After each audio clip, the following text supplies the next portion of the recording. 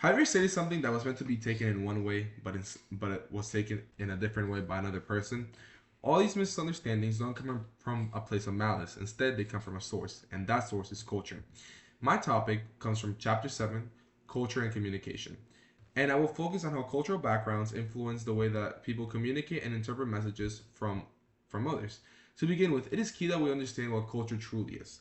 Culture is a system of shared values, beliefs, customs, and behaviors that a group of people follow and pass down from generation to generation, which is something that shapes the way that individuals see the world in all shapes and forms.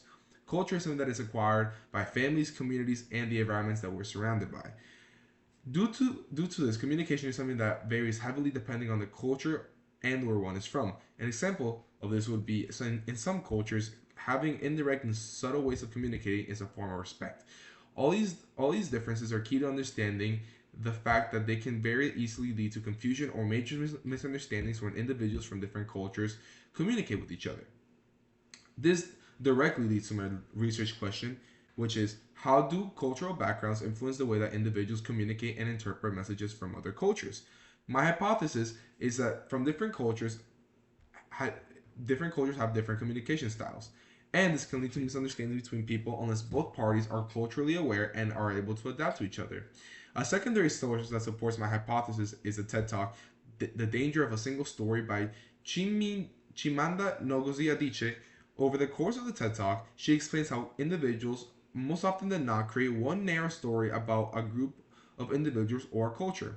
This is something that majorly affects the way that we interpret the behavior, communication, and intentions of individuals, leading us to seeing a person for what they actually are we see them for what we already think that we know of them, which leads to assumptions. This is something that directly connects to my hypothesis due to the fact that it shows assumptions based on cultures can often lead to misunderstandings and miscommunication. I can also support the hypothesis with my first-hand accounts due to my own personal experiences. As I grew up as a bilingual here in the United States, I was able to see firsthand how different communication styles, even when you're in the same country, change. In my case, Spanish was spoken at home, was spoken in my house, and in most cases, if not all, it was more expressive and emotional. Meanwhile, English was my main language that I spoke at school, which to me was more structured and formal. Even though I was the same person in both cases, I personally found myself adjusting the way that I spoke a bit, as it all depending on the environment and that I was situated in at the moment. During my small group discussion, one main idea that really stood out to me was the importance of being open-minded. When people are not only open to different perspectives or ways of communicating, it can lead to major problems, including arguments, stereotypes, and broken relationships. However, when people are open minded and willing to learn about other cultures, communication becomes more respectful, understanding, and successful.